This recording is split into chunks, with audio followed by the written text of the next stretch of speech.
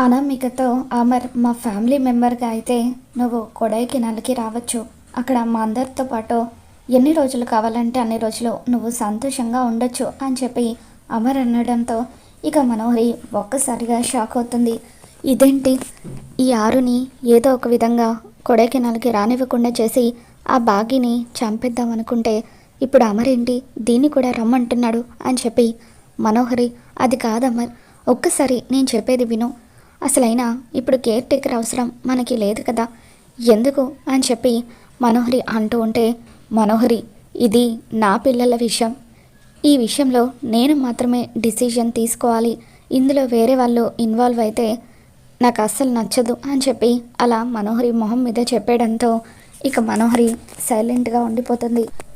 నా పిల్లల్ని సొంత మనుషులు అనుకుని చూసుకున్నావు, నువ్వు కూడా ఒక ఫ్యామిలీ మెంబర్ లాగా ఈ ఇంట్లో కలిసిపోయావా అని చెప్పి అమర్ ఆరుని మెచ్చుకుంటూ ఉంటాడు. ఇక దాంతో పిల్లలందరూ కూడా అమర్ని హక్ చేసుకుని, చాలా థ్యాంక్స్ డాడ్, ఎక్కడ అనామికని నువ్వు వద్దంటావోనని మేమంతా భయపడిపోయాము, అనామిక మాతో పాటు ఉంటే తను మా అందరితో సరదాగా ఎన్నో గేమ్స్ ఆడుతుంది, మిస్ అమ్మ కూడా లీవ్ పెట్టింది కాబట్టి మేమందరం కలిసి కొడైకెనాల్లో ఎంజాయ్ చేస్తాం డాడ్ అని చెప్పి పిల్లలు ఎంతో హ్యాపీగా ఫీల్ అవుతూ ఉంటారు.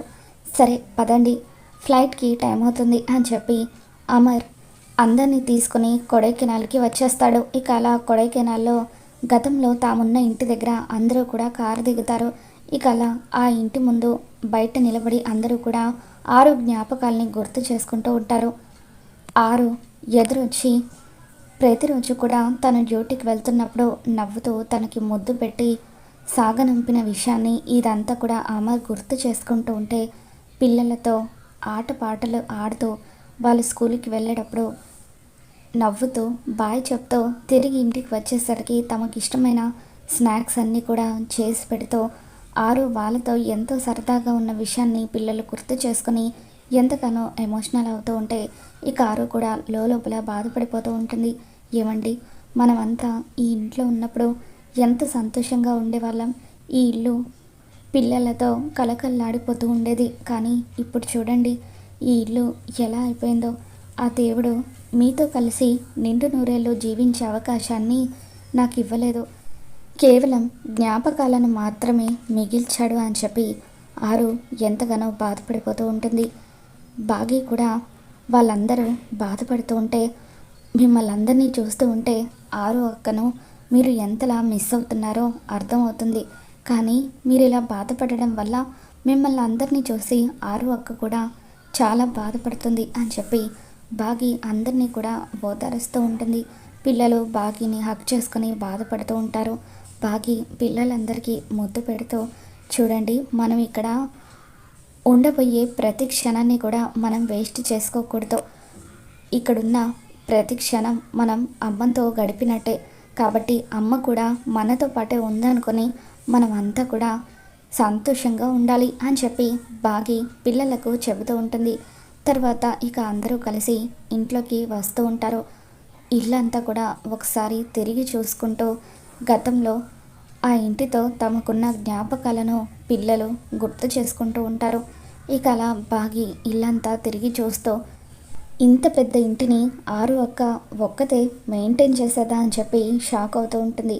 అవునమ్మా, ఈ ఇంట్లో కొన్న ప్రతి వస్తువు కూడా మా కోడలి ఇష్టంతో కొన్నదే, ఇంటిని అద్దంలాగా చూసుకునేది అని చెప్పి సదాశివం గారు, నిర్మలమ్మ వీళ్ళిద్దరూ కూడా బాగికి చెబుతూ ఉంటారు. తర్వాత బాగి రాతోడ్ వెళ్ళి వంటకు కావాల్సిన సామాన్లన్నీ తీసుకురా, నేను వంట చేస్తాను అని చెప్పి పిల్లలు బాగా ఆకలితో ఉన్నట్టున్నారని చెప్పి అంటూ ఉంటే, అలాగే మేడం అని చెప్పి రాతోడు వెళ్ళి సరుకులు తీసుకొని వస్తూ ఉంటాడు. ఇక అలా రాతోడు సరుకులు తీసుకువచ్చిన తర్వాత ఆరు బాగితో, బాగి నువ్వు అలా కూర్చో, ఈరోజు వంట మొత్తం కూడా నేనే చేస్తాను అని చెప్పి ఆరు అంటూ ఉంటుంది. అక్క నువ్వా అని చెప్పి బాగి షాక్ అవుతూ ఉంటే, అవును నేనే, జర్నీ చేసి వచ్చాం కదా, నువ్వు రెస్ట్ తీసుకో, అయినా ఇంట్లో ప్రతిరోజు నువ్వే కదా వంట చేసేది, ఈ ఒక్కరోజుకి నన్ను చేయనివ్వు అని చెప్పి ఆరు అంటూ ఉంటుంది. అలా బాగిని అక్కడ కూర్చోబెట్టి ఆరు చకచక పిల్లలకు ఇష్టమైన ఐటమ్స్ అన్నీ కూడా ప్రిపేర్ చేసేస్తుంది.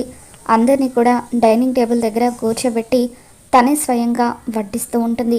ఇక అలా ఆరు చేసిన వంటను తినగానే పిల్లలందరూ కూడా ఒక్కసారిగా ఆరుని గుర్తు చేసుకుంటూ ఎమోషనల్ అవుతూ ఉంటారు.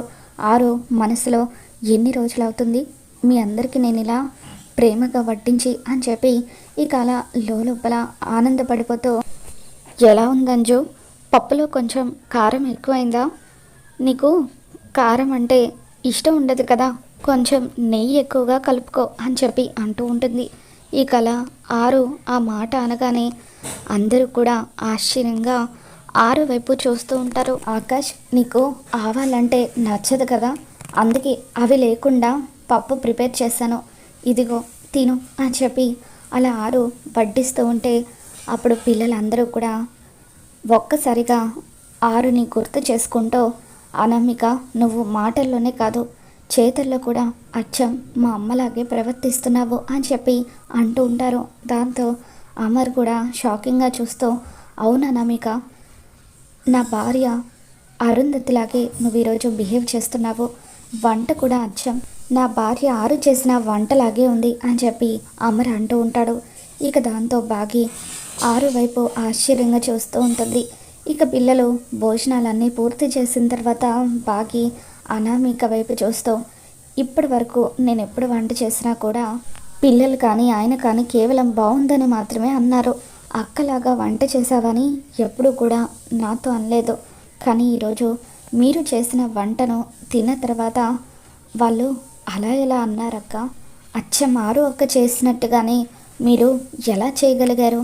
కేవలం వంట మాత్రమే కాదు, మీరు మాట్లాడే పద్ధతిలో కూడా ప్రతిసారి ఆరు అక్కలాగా మాట్లాడుతున్నారని అత్తయ్య మామయ్య చెప్పారు. నిజం చెప్పండి అక్క, మీకు ఆరు అక్కకు ఏంటి సంబంధం అని చెప్పి బాగి అడుగుతూ ఉంటుంది.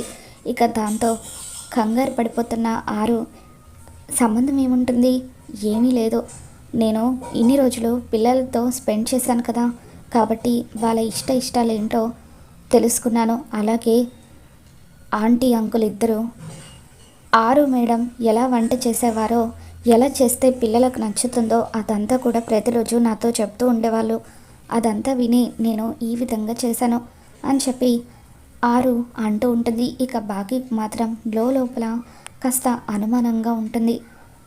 ఎలాగైనా సరే ఆరు అక్కకి అనామికకి సంబంధం ఏంటో తెలుసుకోవాలి, వీళ్ళిద్దరూ ఒకేలాగా ఎలా ప్రవర్తిస్తున్నారు. ఆరు అక్క ఆత్మ ఆ ఇంట్లోనే ఉందని ఆ రోజు వచ్చిన స్వామీజీ చెప్పారు. ఒకవేళ ఆరు అక్క ఆత్మ కానీ అనామికలోకి ప్రవేశించి ఉంటుందా, అందుకే అనామిక అక్కలాగా ప్రవర్తిస్తుందా అని చెప్పి బాగి అనుమానిస్తూ ఉంటుంది. ఆ రోజు సాయంత్రం నిర్మలమ్మ సదాశివం గారు అమర్తో, ఒరే అమర్, నేను మీ అమ్మ ఇద్దరం కూడా గుడికి వెళ్ళొస్తాం నాన్న అని చెప్పి అంటూ ఉంటే, సరే అమ్మ వెళ్ళిరండి అని చెప్పి అమర్ అంటూ ఉంటాడు. తర్వాత పిల్లల్ని అనామికను కూడా ఇంట్లో నుండి పంపించేసి బాగి ఒక్కదాన్ని ఇంట్లో ఉండమని అమర్ అంటూ ఉంటాడు. పిల్లలతో అమర్, పిల్లలు మీరు మీ స్కూల్ని బాగా మిస్ అవుతున్నారు కదా, రాతోడు మీ స్కూల్ దగ్గరికి మిమ్మల్ని తీసుకుని వెళ్తాడు అని చెప్పి అంటూ ఉంటే, thank you dad, thank you so much, మేమే మిమ్మల్ని అడుగుదాం అనుకుంటున్నాం అని చెప్పి పిల్లలు అంటూ ఉంటారు.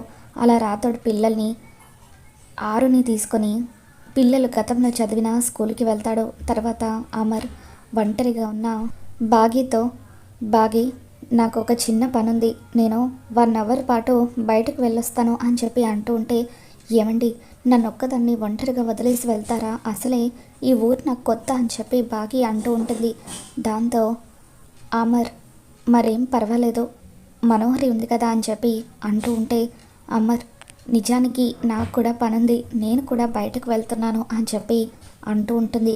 1 అవరే కదా బాగి, ఏం కాదులే, త్వరగానే వచ్చేస్తాను అని చెప్పి అమర్ బాగికి ధైర్యం చెప్పి మనసులో మాత్రం, బాగి నిజానికి నేను ఒంటరిగా వదిలేసి వెళ్ళడానికి కారణం అసలైన నేరస్తులను పట్టుకోవాలని, నేను నిన్ను ఒంటరిగా వదిలేసిన విషయం ఈ పాటికి వాళ్ళకు తెలిసిపోయి ఉంటుంది, ఖచ్చితంగా నీ మీద అటాక్ చేస్తారు, అప్పుడు వచ్చి వాళ్ళ అంతు చూస్తాను అని చెప్పి అమర్ అంటూ ఉంటాడు.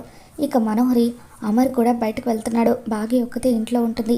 ఇది కరెక్ట్ టైం. బాబ్జీని ఆ బాగి మీద అటాక్ చేయడానికి రమ్మని చెప్పాలి. 1 అవర్ వరకు ఎవరూ రారు అని చెప్పి పక్కకు వెళ్ళి బాబ్జీకి ఫోన్ చేసి ఆ బాగి ఒక్కతే ఇంట్లో ఒంటరిగా ఉంటుంది, వచ్చి అటాక్ చేయని అంటూ ఉంటుంది. ఇక అలా అమర్ బాగీకి బాయ్ చెప్పి కారులో బయటకు వెళ్ళిపోతాడు. అమర్ బయటకు వెళ్ళడం చూసిన మనోహరి ఎంతగానో ఆనందపడిపోతూ సరే బాగి, నేను కూడా బయటకు వెళ్ళొస్తాను అని చెప్పి తను కూడా బయటకు వెళ్ళిపోతుంది. ఇక అప్పుడు బాగి ఒక్కతే ఇంట్లో ఒంటరిగా ఇల్లంతా కూడా తిరిగి చూస్తూ బోరుగా ఫీల్ అవుతూ ఉంటుంది.